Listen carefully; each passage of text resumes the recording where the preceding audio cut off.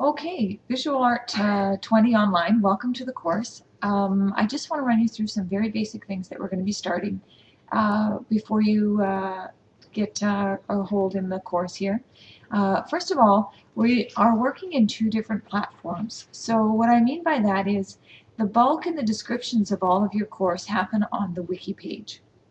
So on the wiki page is where I explain where the assignments are. I'll provide you all the links, and that's what the meat of the course is happening on that visual art wiki space, which is great.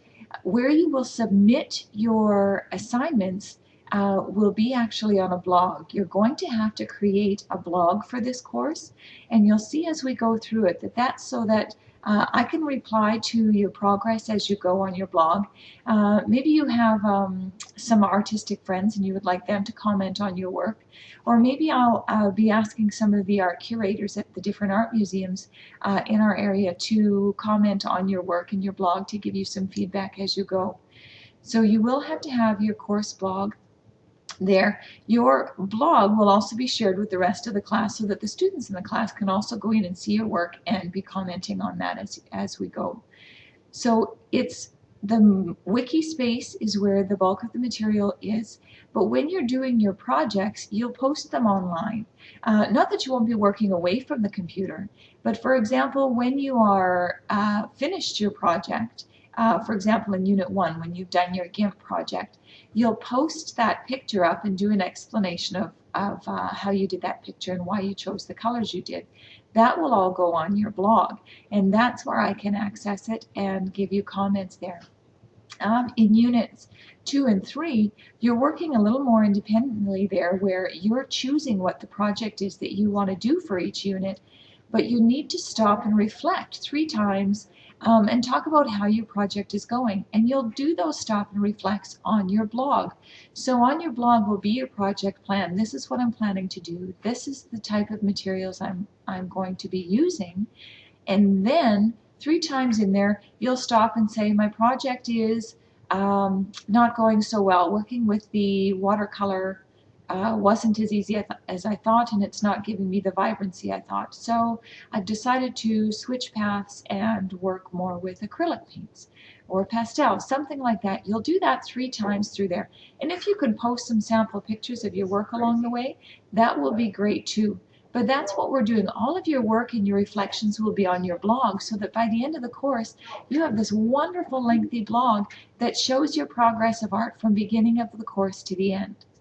Now, where do you see your marks? Your marks is what will be shown on the Moodle course. And there's a link from the wiki space on every page that you go to back to the Moodle course.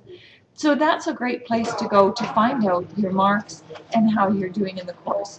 Although I will be commenting continuously on your blogs, but you won't see your mark for your assignment on your blog. That's more for feedback for you. That doesn't get tied to a mark, those comments. But to find out where your mark is, you'll log into the Moodle course. So I hope that's making sense. You've got your wiki space for the course, the Visual Art 20 course, which has all of your assignments, all the details and that such in there. You'll be creating a student blog. You can use Blogger, which is very simple, but I know lots of people prefer WordPress, so you can choose whatever blog you want to choose. I know some of you already have blogs, so that's great. And you'll go into creating a blog, and then you'll see your marks on the Moodle course. Okay, so that's how you're basically getting around to look through there. I just wanted to point out that there will be weekly discussion board posts. So each week, we'll do this every second week, but each week I'll post a discussion board for you to comment on.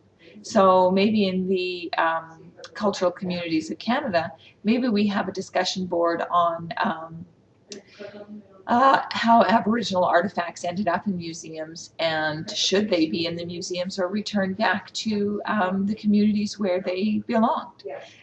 So what you'll have is, when that discussion board is posted, you will have to go in and comment on that discussion board in week 1, and then in week 2 you'll respond to what other people have said. So we're having a bit of a discussion in there, and it'll be a 2-week discussion on the same topic. So every 2 weeks you'll get a new discussion topic. You'll have the first week, you'll have to post your your reply to the forum post in the first week, and in the second week is the opportunity to have that discussion with your peers back and forth on what they said on the discussion board.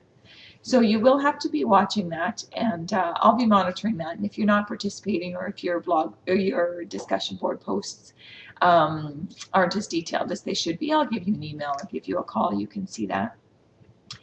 The other thing I want to comment on is the materials that you need.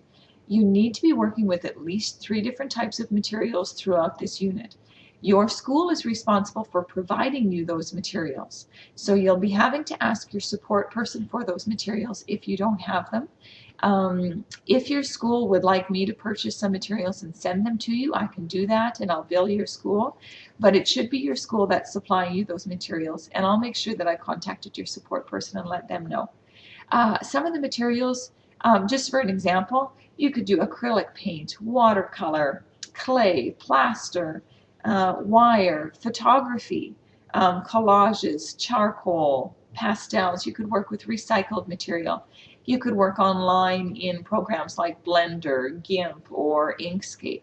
So you have all kinds of possibilities, but I want to caution you, please do not use markers. You know, Crayola markers, what you had when you were a kid, that kind of thing. Crayola markers, I don't want to see any of your assignments done in Crayola markers. Unless there was a specific reason you were doing a specific technique that required Crayola markers. Otherwise, I don't want to see those happening in your artworks. In your experiments, if you're just drawing and sketching, fine, but in your end project, stay away from Crayola markers or markers in general. I cannot stress that enough. We want you to be challenging yourself with your techniques. The same too with pencil crayons. Unless you're very specific about why you want to use pencil crayons and that it's a technique that you're trying to develop and you're very purposeful about them, stay away from pencil crayons too. Let's go into different mediums to work with, okay? Due dates, watch your due dates, pay attention to them. Every week I'm going to be posting a video, and you'll notice that on the left-hand side of your wiki space that will share with you what you should be doing that week. So watch those videos. I'll be commenting on last week's work, and I'll be giving you more ideas on what you should be doing in that current week. So watch those weekly videos, okay? The last thing just to comment on is just attention to detail, right? I can't stress enough how, as an online learner, you need to pay attention to all those little things that you may just skim over. I tend to get assignments that come in where they've done the first assignment and the last assignment but missed everything that was in between that led up to the last assignment. So make sure you're paying attention to detail as you go through there. If you're having any troubles along the way, call me, email me. If you have Gmail, then we can G-chat quite instantly, and I always have my Gmail open, so I've always got those chats up and on the go. You will also notice, if you're not aware of this already, that your schools all have a computer cart that is specifically for use for the distance learning students. So that cart is there specifically for you. And if you are having trouble with your regular computers in your school, you can go to that cart. But that is the cart where we can set up Adobe meetings where we can talk face-to-face. We can have those chats if you want to have, if you're not sure of something, you have some questions, or you're showing me your artwork and you're not sure of something, and we want to have those face-to-face chats. We can do that through Adobe Connect. So those are all available for you. So there's, if you're feeling overwhelmed or lost, certainly contact your support person and let them know, but contact me right away and we can try to set something up to help you set up a visual art program that will help you to be successful. Okay, so let me know if there's any questions. Make sure you're paying attention to all that detail and watching all of those videos. Okay.